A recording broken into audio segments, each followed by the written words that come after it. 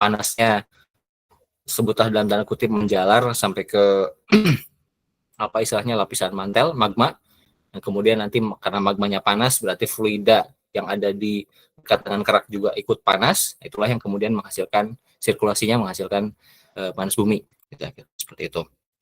Nah kemudian panasnya ini itu ada dua hal yang mungkin terjadi ya, panasnya tetap terperangkap atau bersirkulasi di kerak, di dalam kerak, bisa juga panasnya muncul ke permukaan ya, dan kemudian menjadi anomali dalam bentuk manifestasi-manifestasi tertentu gitu ya. Jadi kadang panasnya juga bisa keluar. Nah mungkin kita sering lihat misalkan ada kolam-kolam air panas ya, kolam-kolam uap, kolam lumpur ya, mata air panas di tempat-tempat tertentu. Misalkan kalau ada yang orang mana Suwoh atau Lampung Barat ya, atau mungkin kalian di Lampung juga mungkin sudah mengenal daerah Suwoh, di sana itu banyak sekali manifestasi panas bumi dan sudah cukup terkenal juga ya. Itu adalah salah satu bentuk dari energi panas dari panas bumi yang bisa keluar ke permukaan ya. Juga nanti ada jenis-jenis anomali ataupun manifestasi lain yang bisa muncul ke permukaan yang bisa kita jadikan acuan sebagai pedoman dalam kita mengeksplorasi ataupun mengevaluasi potensi panas bumi yang ada di daerah tersebut. Jadi manifestasi ini jadi satu aspek penting, aspek kunci dalam kita meneliti potensi dari sebuah daerah yang kita sebut punya potensi panas bumi gitu ya. Jadi yang pentingnya adalah manifestasinya. Kalau misalkan nggak ada manifestasi, apakah bisa dilanjutkan studinya? Kemungkinan ya, karena tidak ada manifestasi berarti kemungkinannya energi panas buminya tidak bisa keluar ke arah permukaan, atau memang energi panas buminya tidak cukup sehingga ya mungkin suhunya terlalu rendah atau supply fluidanya terlalu sedikit ya, sehingga tidak bisa menghasilkan energi panas yang cukup yang membuat dia bisa muncul sebagai manifestasi ke permukaan gitu.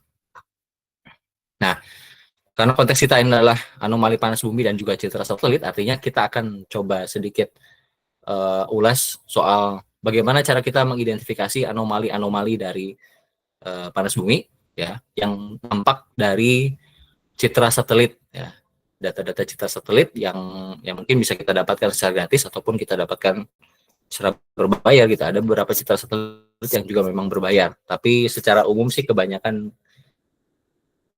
gratis ya. Jadi evaluasi soal potensi panas bumi secara mandiri pun bisa ya. Kita tinggal download data citra satelitnya secara langsung dari situs-situs yang menyediakan data citra satelit. Nah, pendahuluannya dulu ya. Jadi nah, survei dan eksplorasi berpusat di manifestasi ya. Jadi kuncinya di manifestasi. Kalau ada manifestasi berarti daerah itu potensial untuk kita lakukan studi, butuh potensi panas buminya ya. Karena dan memang juga kebanyakan dari wilayah kerja panas bumi yang ada di Indonesia ataupun di dunia secara umum, yaitu mulanya itu dari manifestasi dulu ya. Contoh misalkan di daerah saya di Kuningan Jawa Barat ya, itu sudah sejak lama memang banyak manifestasi panas bumi yang muncul, kolam yang jadi tempat wisata malah gitu ya, yang dibikin kolam renang secara khusus ada juga ya, banyak. Nah kemudian berangkat dari keberadaan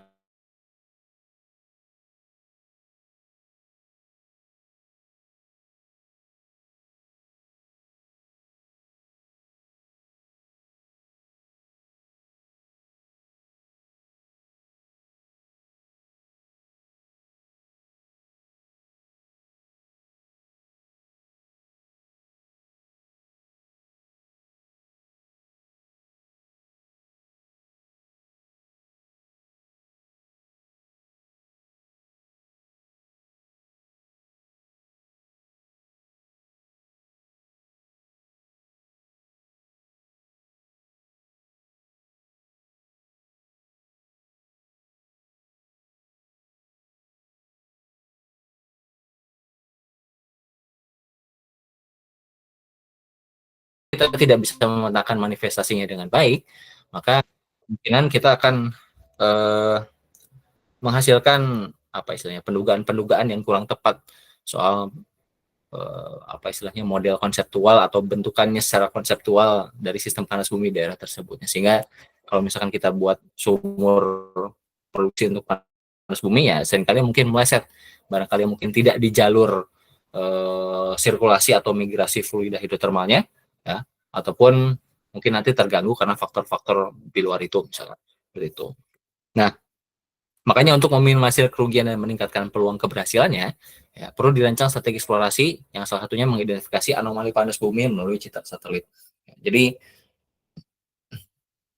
seperti halnya kita melakukan eksplorasi mineral, ya, batu bara ataupun migas misalnya, semua kegiatan eksplorasi sumber daya energi itu pasti ataupun mineral, ya, itu pasti didahului oleh studi-studi yang sifatnya lebih regional dan umum, ya, yang kalau memungkinkan itu tidak memerlukan peran kita secara langsung di lapangan, ya. Jadi kita nggak perlu langsung turun ke lapangan, kita cukup melakukan desk study, ya, studi di atas meja atau di studio dari data-data yang sudah tersedia sebelumnya, ya, dari misalnya ya penelitian yang sudah ada sebelumnya, ya, penelitian terdahulu atau data-data yang disediakan secara terbuka, ya, tadi misalkan citra satelit, ya, kita analisis terlebih dahulu sebelum nanti kita turun langsung ke lapangan, ya. Fungsinya apa?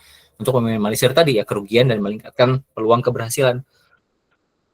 Kalau kita langsung turun, ya, langsung istilahnya langsung kita tabrak lakukan eksplorasi, ya mungkin bisa berhasil, tapi peluang untuk tidak berhasilnya juga cukup tinggi. Resikonya juga bahkan mungkin akan lebih tinggi karena kita asal langsung masuk untuk eksplorasi, ya. Tapi kalau kita lakukan studi secara umumnya terlebih dahulu, mengidentifikasi daerah-daerah yang mungkin menjadi target eksplorasi lanjutan, ya, yang lebih detail, nah kita bisa istilahnya mereduksi daerah-daerah yang mungkin tidak potensial, mana yang potensial, sehingga kita bisa fokuskan kegiatan eksplorasi kita di titik-titik tertentu tersebut yang kita sudah rancang, gitu, yang sudah kita rencanakan. Nah, sehingga nanti kita bisa meminimalisir peluang, ya, resiko yang mungkin timbul. Ya. Meskipun resiko akan selalu ada, tapi ya tugas kita sebagai istilahnya sebagai orang yang mengerti soal kebumian, ilmu kebumian, dan juga sebagai engineer adalah meminimalisir kerugian, ya. Jadi meminimalisir kerugian dan juga meminimalisir risiko dari ketidakberhasilan, mau risiko teknis ataupun risiko ekonomis yang mungkin muncul di situ. Nah, sekarang kita masuk ke citra satelit. Jadi citra satelit kan gambaran permukaan bumi dari atas, ya. Ada juga kita kenal hal yang sama yang mirip adalah foto udara. Nah, meskipun sama kenampakan bumi dari atas, ya, citra satelit dan juga foto udara ini adalah dua hal yang berbeda. Nah, kira-kira apa perbedaannya? Citra satelit dan juga foto udara.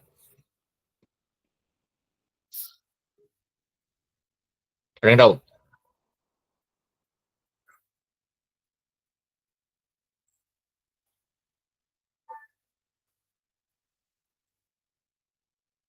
Ya, kan? Izin Pak, perbedaannya mungkin dari device untuk mengambil fotonya Pak, foto atau citranya Pak. Gimana perbedaannya tuh maksudnya?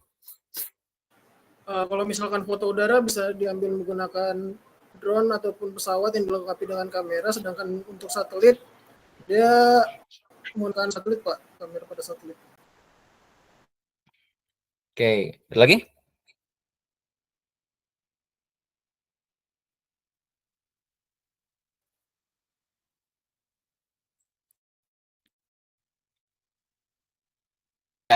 Izin Pak, kalau menurut saya perbedaannya citra satelit itu dia lebih mencakup lebih luas Pak daerahnya, sedangkan kalau dari udara itu nggak bisa mencakup. Terus untuk resolusinya itu untuk citra satelit itu lebih variatif Pak, sedang dibandingkan resolusi dari foto udara Pak. Oke, beberapa poin tadi, ya. Jadi kalau secara harfiah namanya citra satelit, jelas berarti kita dapatkan datanya dari satelit atau kita dapatkan dari sensor yang dipasang di satelit yang mengorbit mengorbit bumi, ya, lah, ya. Di beberapa satelit itu yang dinamakan dengan citra satelit. Kalau misalnya foto udara, nah, berarti biasanya kita dapatkan dari foto secara langsung terhadap permukaan bumi, ya, dari wahana-wahana yang biasanya terbang, ya, di atmosfer bumi, misalkan tadi kayak drone atau pesawat, ya. Kalau zaman dulu umumnya pakai pesawat, ya. Kalau sekarang bisa kita gunakan drone untuk melakukan foto udara. Jadi kalau misalkan kalian mendapatkan foto apa istilahnya ortofoto dari drone. Ya mungkin kalau yang di tambang itu sekarang mulai banyak yang pakai image, maksudnya pengambilan gambar langsung drone gitu ya, untuk survei kemajuan tambang harian, mingguan ataupun di periode tertentu. Itu biasa pakai drone. Nah, itu yang kalian dapatkan fotonya itu adalah foto udara ya. Meskipun nanti beberapa drone juga itu dilengkapi dengan sensor yang memungkinkan ngambil foto udara, tapi juga kemudian bikin elevasi digital dari model digital dari elevasinya atau DEM ya atau DTM. Itu juga bisa memungkinkan. Jadi ada dua produk yang mungkin nanti bisa dihasilkan dari foto dengan drone ya. Nah, kalau citra satelit berarti pakai satelit yang mengudara atau yang mengorbit di sekitar bumi ya. Nah, apakah semua satelit itu bisa digunakan untuk mendapatkan citra satelit? Ya ternyata tidak juga aja. Jadi cuma ada beberapa satelit saja yang diperuntukkan khusus memang untuk mengambil citra di permukaan bumi ya. Salah satunya adalah satelit Landsat-nya USGS dan juga NASA ya. Jadi itu salah satu yang jadi sumber utama data citra kan untuk berbagai macam keperluan ya, mau itu panas bumi secara khusus sesuai dengan yang kita bahas sekarang, ataupun untuk keperluan lain misalkan eksplorasi mineral ya, atau nanti untuk perencanaan wilayah dan lain sebagainya, itu juga bisa digunakan. Ataupun nanti di tempat lain misalkan di Eropa juga punya satelit sendiri yang dia menyediakan datanya yang tersendiri itu seperti itu.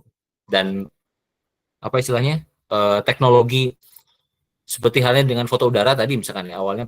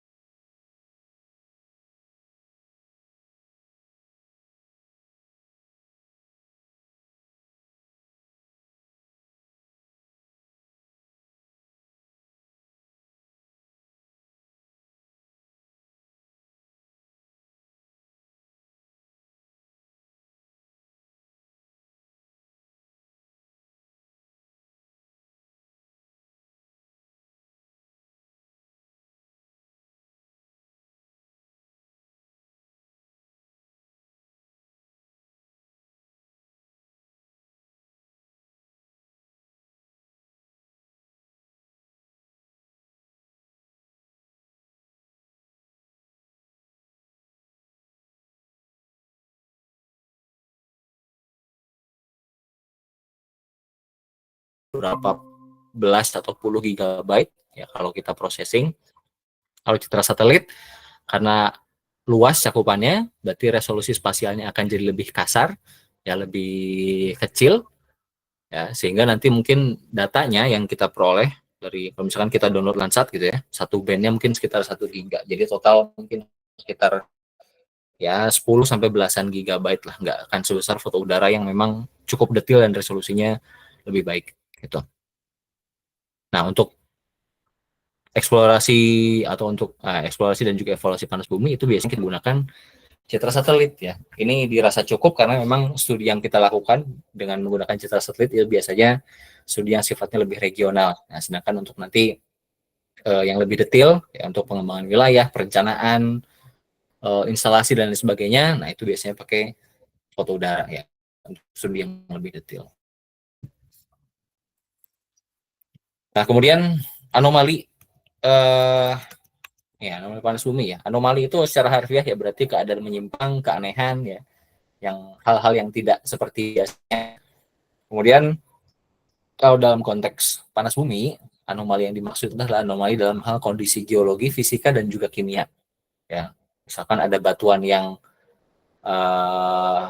kalau di panas bumi kan kita butuh intrusi batuan beku ya, batuan panas. Misalkan ada intrusi batuan beku ya.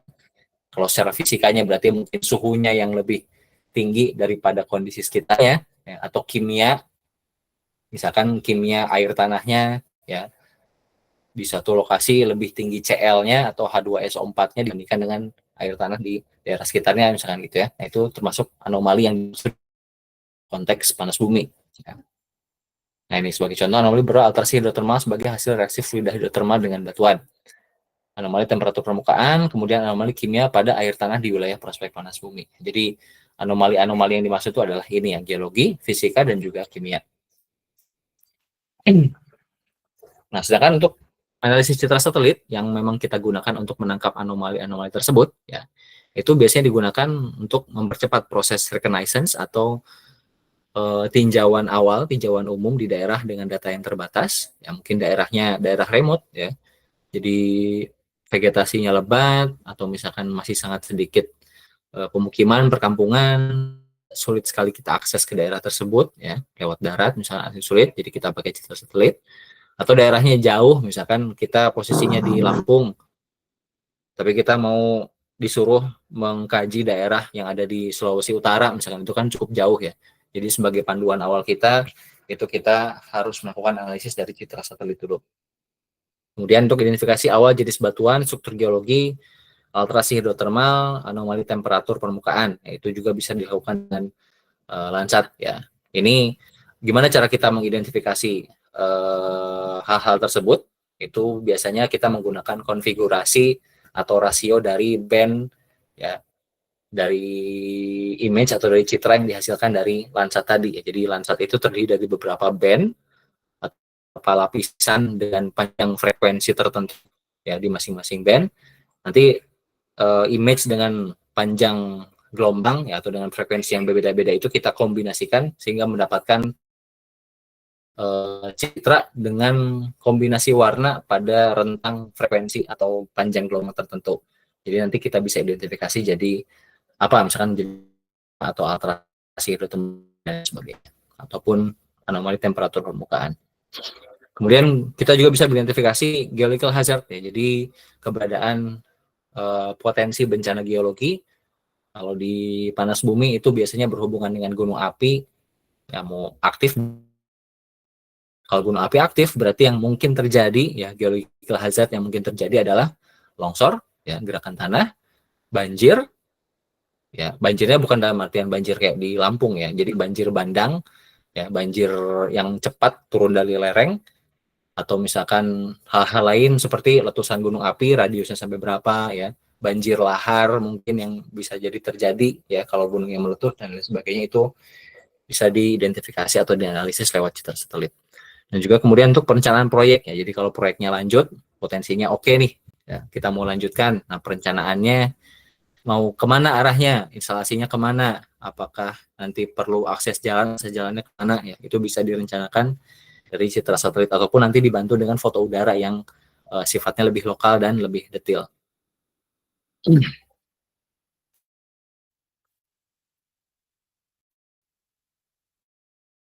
Satelit ya pertama karena memang mudah diperoleh ya, beberapa situs tadi yang terbuka untuk kita download data citra satelitnya ada cukup banyak. Situsnya NASA, USGS ya, itu bisa kita download data citra satelitnya. Kemudian murah ya, beberapa citra satelit itu bahkan gratis, jadi kita bisa download dengan bebas. Ada di berbayar dan tidak berbayar. Kalau yang berbayar biasanya punya resolusi spasial yang lebih bagus ya.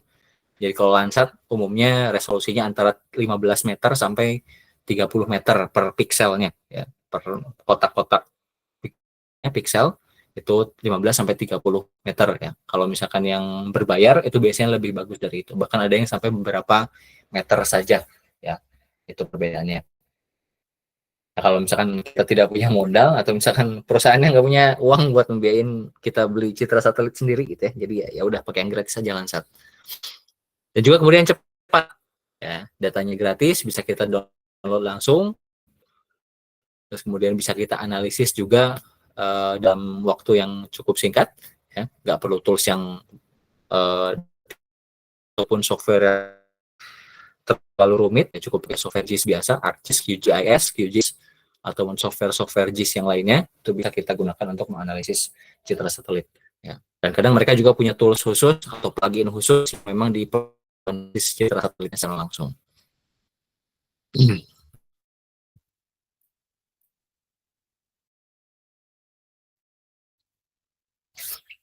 Nah, untuk citra satelit sendiri ya, kita tahu satelit itu gambarnya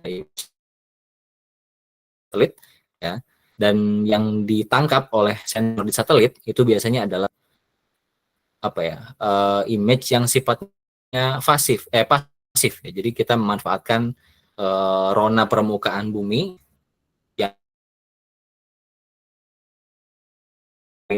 tadi kan dipantulkan dari permukaan bumi atau objek-objek di permukaan bumi ke sensor, kemudian yang ditangkap oleh sensor di satelit, ya.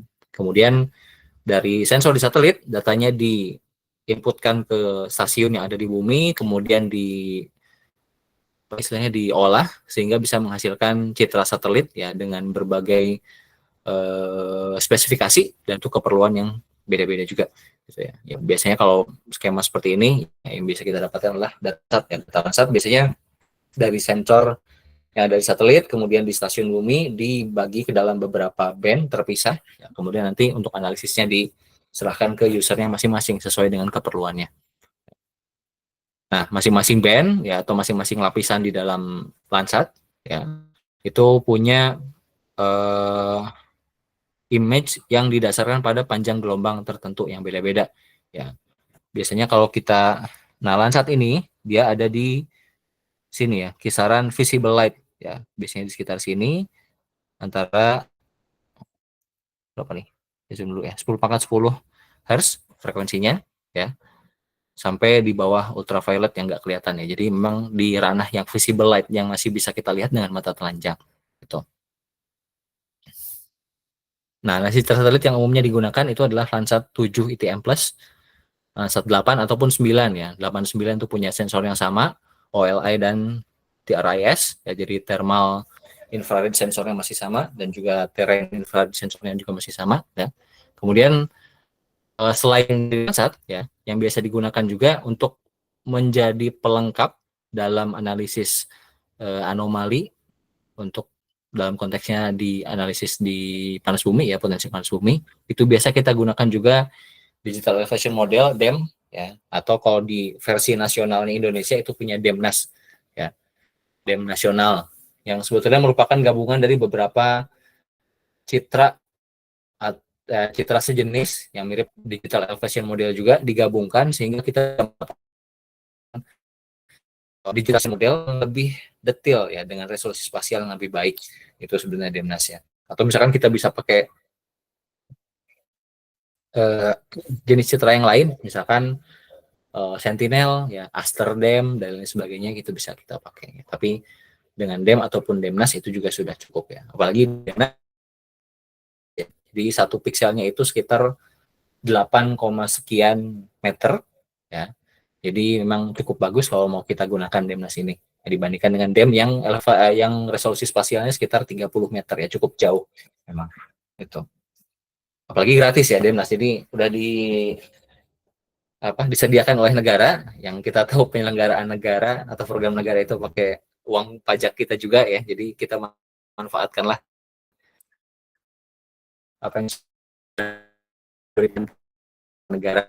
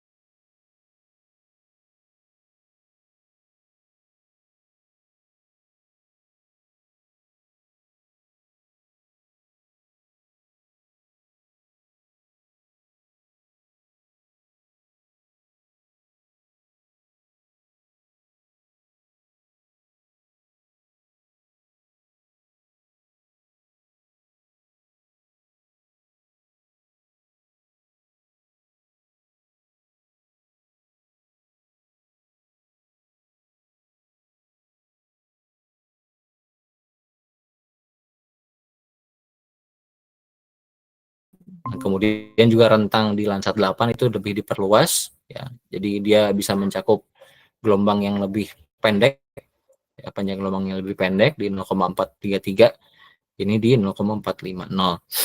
Ya. Juga kalau di Landsat 8 dan juga 9 itu punya band thermal yang ini ya, ada dua band thermal. Jadi bisa kalau kita analisis anomali panas, ya, anomali suhu di permukaan, itu kita bisa mendapatkan hasil yang lebih bagus karena ada dua band thermal yang bisa kita gunakan. Kalau di Landsat 7 itu cuma satu. Ya.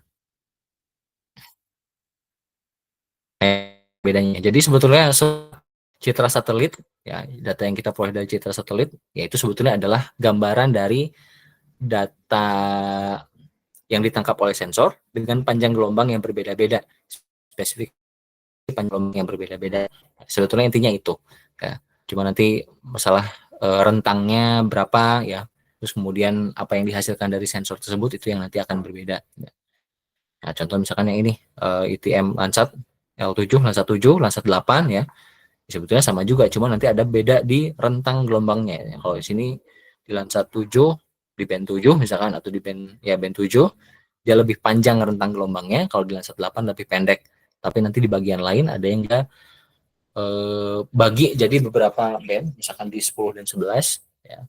Kenapa dibagi dua? Karena bisa memberikan informasi yang lebih detail kalau misalkan kita bagi jadi dua band yang berbeda, gitu. Nah, ini Demnas, ya. Bisa kita download di websitenya BIG, Badan Informasi Geospasial. Istimewanya adalah dia punya resolusi 0,27 arcsekon atau sekitar 8 meter, ya. Tapi ternyata yang 8 meter ini tidak mencakup semua daerah di Indonesia, ya. Jadi ada beberapa daerah yang agak kurang detail, resolusinya nggak sampai 8 meter, ya.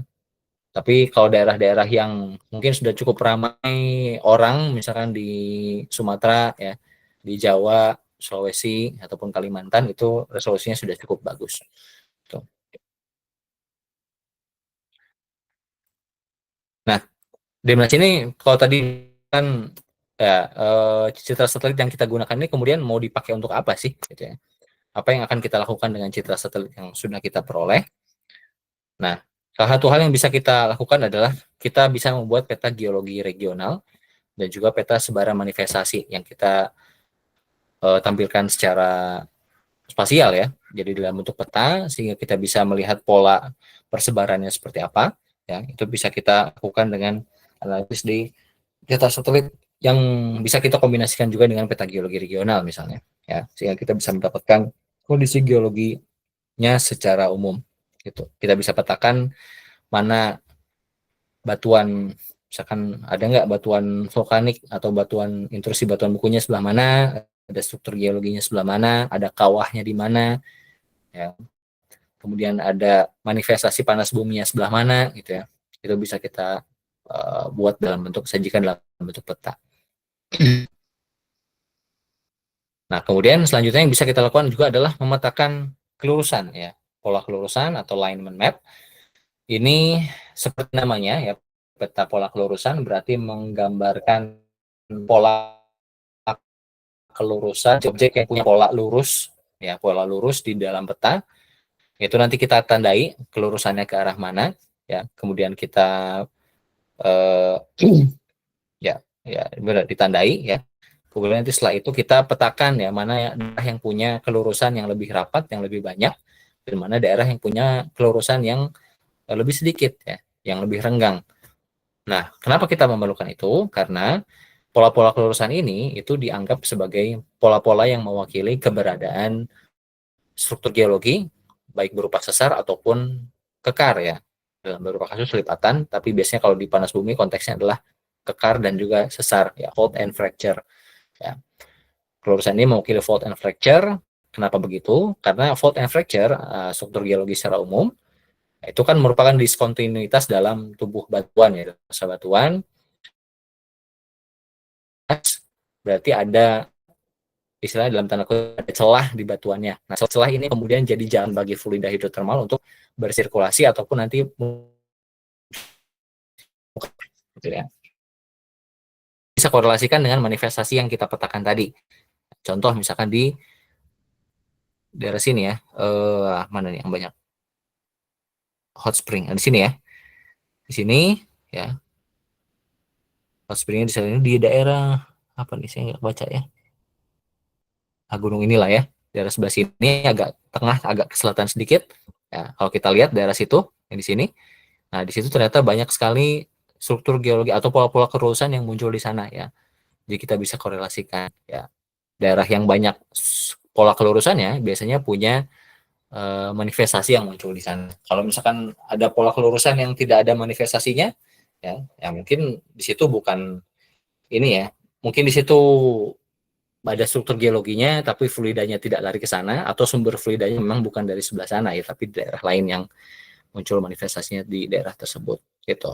Ya. Kita bisa korelasikan dengan uh, peta kemunculan manifestasinya tadi, ya, peta kelurusan. Ini seringkali jadi salah satu hal yang wajib digunakan atau wajib dibuat dalam mengidentifikasi potensi panas bumi.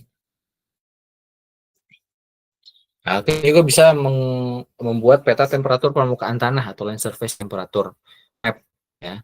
Fungsinya adalah untuk mengidentifikasi anomali struktur, mengidentifikasi anomali suhu permukaan, ya, yang biasanya ditimbulkan dari keberadaan fluid hidrotermal, ya, atau umumnya mungkin yang paling kontras biasanya karena ada manifestasi panas bumi, ya, karena ada kolam air panas, ya, karena ada altrasi hidrotermal, berarti kan ada aktivitas fluida hidrotermal di sana, ya, ada peningkatan suhu, sehingga nanti itu yang bisa ditangkap oleh citra satelit, ya, gitu. Itu yang nanti kita identifikasi. Kemudian bisa kita korelasikan juga dengan peta tadi ya, sebaran manifestasi yang sudah kita dapatkan sebelumnya. Nah, sehingga kita bisa kasih titik di sini ya. Ada daerah yang punya anomali suhu ya di sekitar ini medium thermal anomali, dia nggak menyebutkan suhunya berapa. Kemudian nanti, nah kalau kita lebih dekatkan lagi, nah titiknya itu diwakili, oh ternyata di daerah sini ada yang lebih tinggi suhunya ya, warna merah. Ini 2. Nah kalau kita lakukan survei tinjau, ya lakukan verifikasi ke daerah yang ada titik merahnya ini, nah kita akan menemukan bukti-bukti aktivitas fluida hidrotermal ya berupa kolam air panas, ya hot springs, ataupun yang mengalami alterasi hidrotermal gitu. Nah, biasanya gitu kita di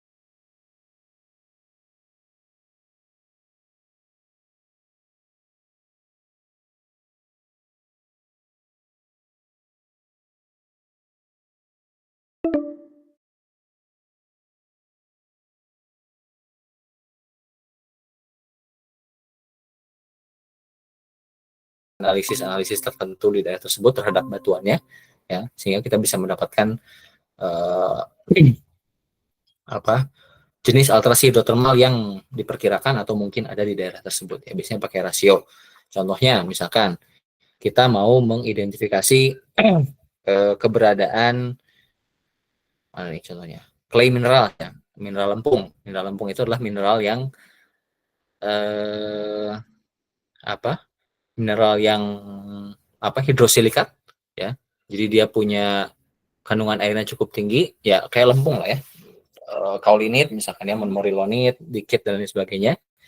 Itu kita bisa identifikasikan, menghitung ya kalau di QGIS itu pakai raster kalkulator ya, sama kayaknya di ArcGIS juga pakai raster kalkulator juga ya, antara yang shortwave infrared 2 dan near infrared, ya SWIR 2 dan near, ya ini apa sebelah sini ya, sebelah kanan ya.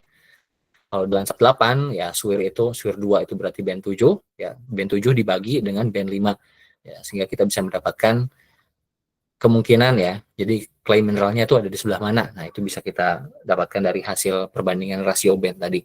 Ya. Atau perbandingan rasio band yang lain, sebetulnya banyak sekali referensi yang bisa digunakan untuk memperoleh mengidentifikasi dari Landsat ya.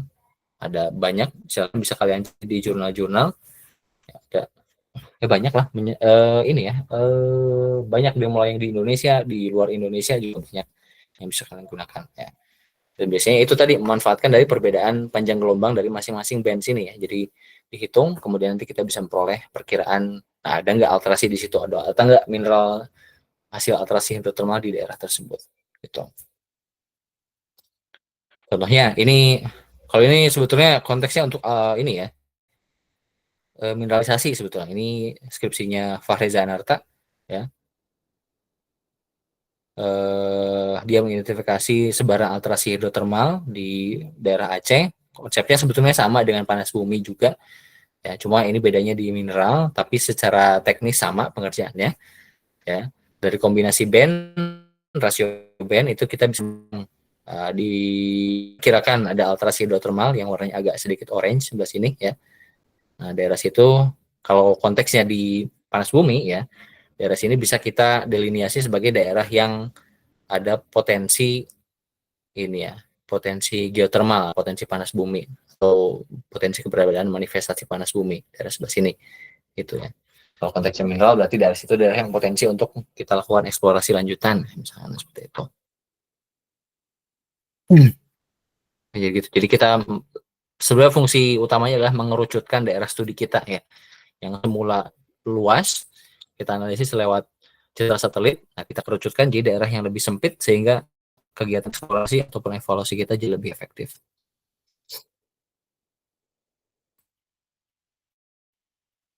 Nah, yang terakhir itu adalah kita bisa juga mengidentifikasi ini ya, keberadaan geological hazard ya. Potensi bencana geologi, kalau di sini di peta ini adalah rock movement hazard map, ya peta gerakan, dia punya rock movement ya, gerakan tanah, gerakan batuan, landslide ya, longsor di daerah-daerah tersebut. Ya, kita tahu daerah gunung api itu banyak sekali potensi longsor ya, karena memang daerah lerengnya cukup terjal, curam ya, jarang sekali yang landai, terus kemudian juga batuannya biasanya batuan vulkanik.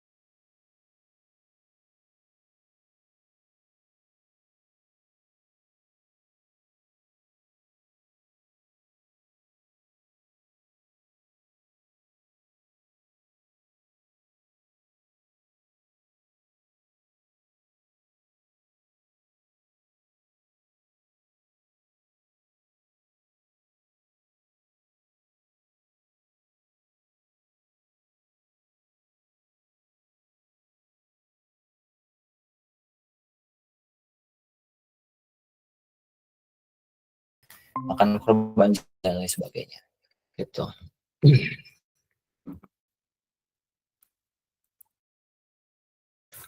Sampai sini ada yang mau tanya, silakan.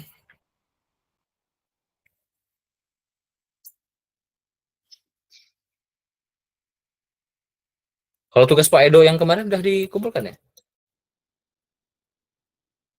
Sudah, Pak. Sudah, Pak. Nah, yang kalian lakukan kemarin gimana di tugas itu? Itu juga kan, sama juga pakai band rasio juga kan? Iya, Pak, betul, Pak. Pakai band rasio. Ya, gitu, kurang lebih seperti itu lah ya. Ya, cukup gampang ya kalau pakai band rasio karena memang kita cukup pakai raster kalkulator saja. Cuma mungkin nanti yang perlu diperhatikan adalah, nah mungkin ini yang sering kali luput ya. Jadi memang metodenya sama pakai band rasio. Cuma yang sebetulnya paling penting adalah bagaimana cara kita memilih citra satelit yang akan kita gunakan, ya. Terutama Landsat. Kita tahu Landsat itu diambil dari satelit, cakupannya luas, dan biasanya dia juga nangkap langsung apa yang terjadi di permukaan. Ya, misalkan ada awan ya dan lain sebagainya, biasanya ditangkap juga oleh Landsat. Ya. Sehingga kalau kemunculan awan itu kan sebetulnya bisa mengganggu ini juga ya, mengganggu hasil interpretasi kita juga. Ya, misalkan daerah yang harusnya dia lahannya kering, misalkan, karena awan itu basah. Nah, begitu kita analisis, dia diidentifikasinya sebagai daerah yang basah, yang banyak airnya. Itu kan bisa mengganggu hasil analisis kita juga. Ya. Makanya yang perlu kita perhatikan selain dari metodenya adalah bagaimana cara kita memilih citra satelit yang tepat. Ya.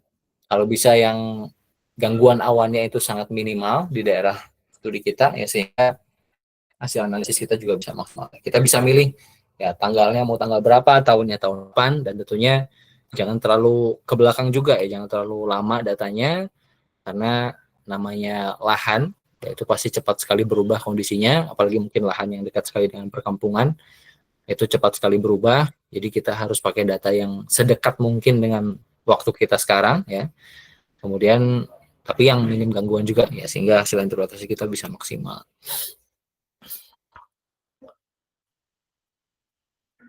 Oke. Ada lagi yang mau tanya? Yang mau diskusi?